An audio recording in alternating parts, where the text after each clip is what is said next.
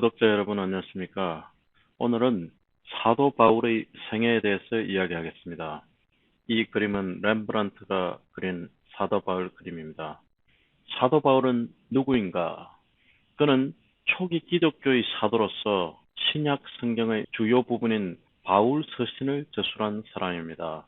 그는 처음에는 예수를 믿는 사람을 박해하는 사람이었지만 다메섹으로 가는 도중에 예수의 음성을 듣고 그 이후에 회심하여 초기 기독교를 이끈 뛰어난 지도자 가운데 한 사람이 되었습니다.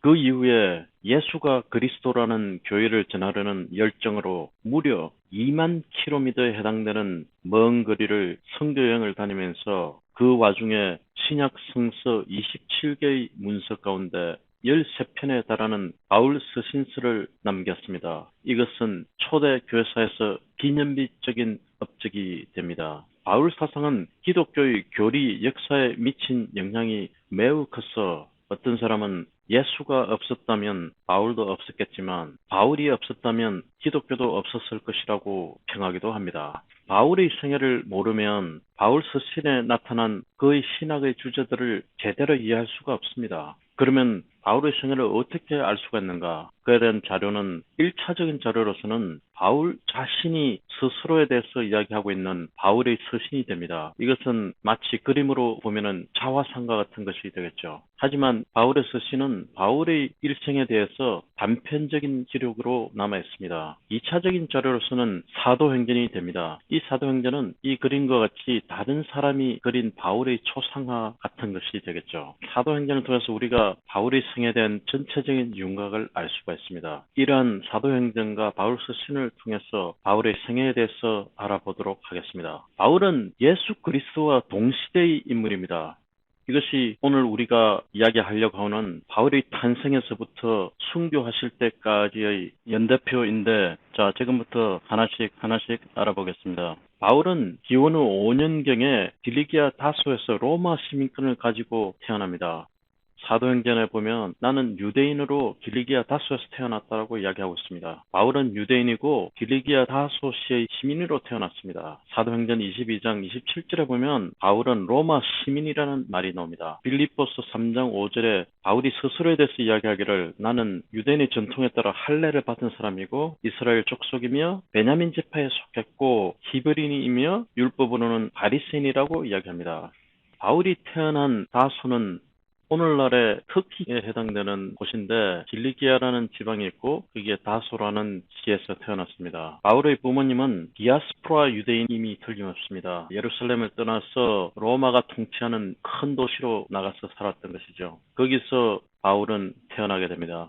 15세 전후로 해서 바울은 예루살렘으로 돌아옵니다. 거기서 바리새파 가말리엘 문화에서 엄격한 율법 교육을 받게 됩니다.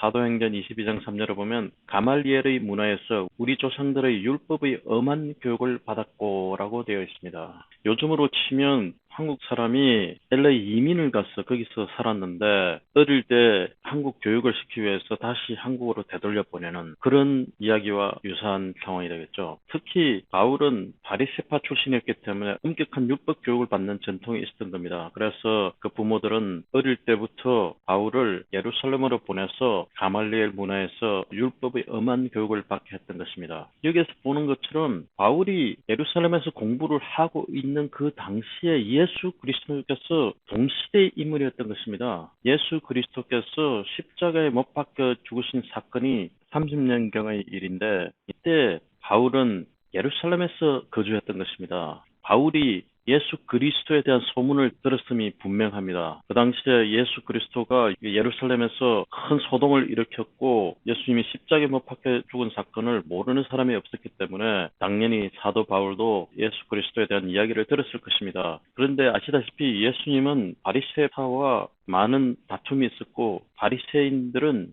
예수를 추종하는 세력들을 핍박하는 입장에 있었던 겁니다. 바울은 바리새파 출신이었고 그 당시 나이로 보면 대략 25세 정도 되는 젊은 나이였기 때문에 혈기왕성하지 않았겠습니까? 그래서 예루살렘과 유대에서 예수 추종자들을 핍박하는 입장에 있었던 것입니다. 그 당시에 스데반 집사가 순교하는 일이 있었는데 그때 바울은 그 순교 현장에 있었던 겁니다. 사도행전에 보면 사람들이 스데반을 돌로 치고 스데반은 순교를 하게 됩니다. 사도행전 8장 1절에 보면 사울은 그가 죽임 당함을 마땅히 여기더라. 사도행전 8장 3절에 보면 사울이 교회를 잔멸할 때 각 집에 들어가 남녀를 끌어다가 옥에 넘기니라. 사도행전에서 보는 것처럼 바울은 예루살렘과 유대에서 예수 추종자를 잡아다가 옥에 가두는 핍박하는 그런 입장에 있었던 겁니다. 심지어는 바울은 예수 추종자들을 잡기 위해서 다메섹까지 가려고 했었습니다. 다메섹은 오늘날의 다마스커스가 되겠죠. 바울이 기독교 추종자를 포박하기 위해서 다메섹으로 가는 도중에 배심을 하게 됩니다. 이때 예수님께서 바울을 이방인의 사도로 부르십니다.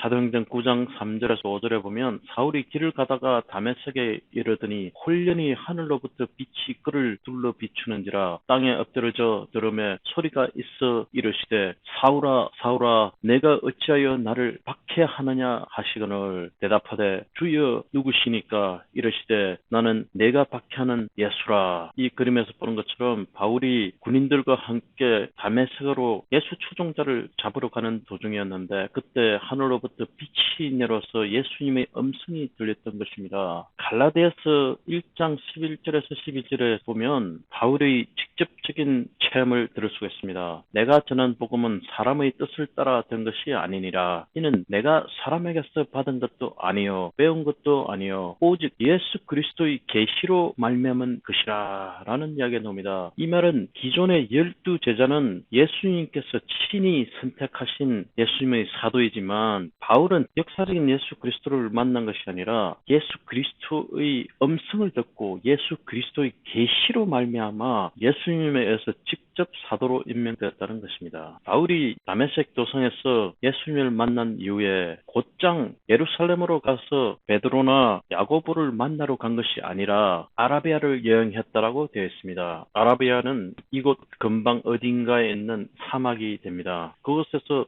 3년 정도를 지내다가 마침내 예루살렘을 방문해서 사도들을 만나게 됩니다.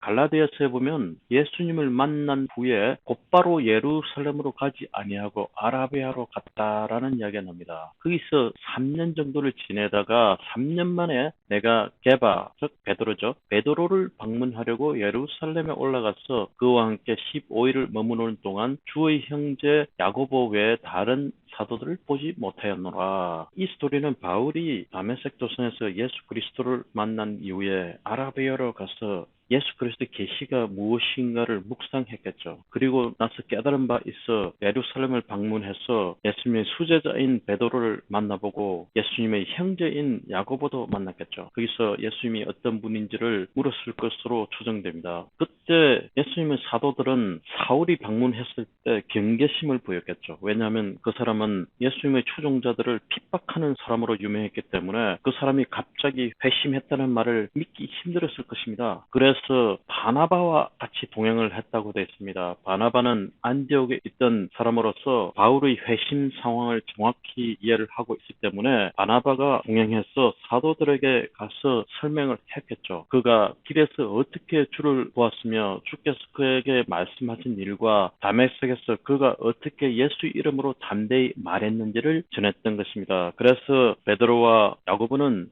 이제 바울이 예수님을 핍박하는 사람이 아니라 이방인의 사도가 되었구나라고 믿게 되었고 안심하고 바울과 대화를 나눴던 것입니다. 그 이후로 바울은 자기가 태어났던 곳인 다소에 가서 지내고 있었는데 바나바가 바울을 안디옥으로 초빙하게 됩니다. 그래서 거의 3년 정도를 바나바와 바울은 공동 사역을 안디옥에서 하게 됩니다. 사도행전 11장 25절 26절에 보면 바나바가 사울을 찾으러 다소에 가서 만남에 안디옥에 데리고 와서 둘이 교회에 1년간 모여 있어 큰 무리를 가르쳤고 제자들이 안디옥에서 비로소 그리스도인이라 일컬음을 받게 되었더라라는 이야기가 나옵니다. 그 이후에 바울의 삶은 3차에 걸친 전도 여행을 떠나게 됩니다. 바울의 전도 여행에 대해서는 굉장히 복잡하기 때문에 따로 정리를 했습니다. 이 바울의 전도 여행과 바울 스신에 대해서는 하편에서 계속 이어가겠습니다.